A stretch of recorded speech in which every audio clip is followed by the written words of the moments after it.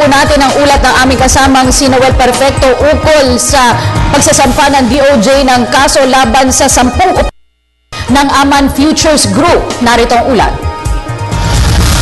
Matapos na makakita ng probable cause ang National Prosecution Service kontra sa incorporators ng Aman Futures, agad na sinampahan ng kasong syndicated staffa si Manuel K. Amalillo at ang ilang pa mga incorporators ng kumpanya nito, kaugnay ng Grand Scale Pyramid Scam o lalong kilala sa bansag na Aman Pyramiding Scam. 2 resolutions o 2 resolusyon ay pinalabas ng NPS laban sa mga grupo ni Amalillo at mga opisyalis at kawani ng Aman Futures Group Philippines. Sa isang press conference sa tanggapan ni Secretary Laila de Lima, inihayag nito na maliban kay Amalillo, isinama na rin sa syndicated staff a case sina Fernando Luna, Nympha Caballero Luna, Darwin D. Wenceslao, Donna Coime, Lilian Gan Lim, Eduardo Lim, Willani Fuentes, Maisel Rodriguez at Ludix Lopez. The National Prosecution Service of the DOJ had already released the resolutions in 2 complaints, in 2 cases filed against Aman Futures and its incorporators.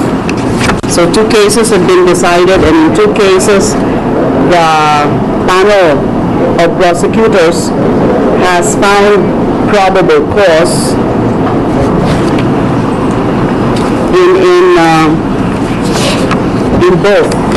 both cases. Ayon pa kay Secretary de Lima, kasalukuyan nasa Pagadian City ang mga prosecutors ng kagawaran upang ihain ang kasong syndicated staffa sa Regional Trial Court doon at inaasahan din na ngayong araw na ito ay ira-raffle off ang naturang kaso. Agad nilang inaantabayanan ang pagpapalabas ng warrants of arrests para sa mga nasasangkot sa kaso na hindi pa nailalagay sa kustodiya ng pamahalaan. This morning, the criminal informations for syndicated estafa were filed with the RTC Pagadian City. So some of the prosecutors flew in first flight this morning, and the latest report from Prosecutor General is that the criminal informations have been filed. This will be raffled this afternoon. So this is before the RTC Regional Trial Court of Pagadian City, and we hope to secure the corresponding warrants of arrest very soon. Samantala, 2 pang kasong kinasasangkutan ng mga Aman Group ay set for resolution na sa Justice Department. Gayon din ang kaso ng Rasuman Scammers ay masusing sinusuri ng mga kinaukulan. Hinggil naman sa Pagadian Mayor Samuel Co case, patuloy na ini-evaluate ito ng Justice Department.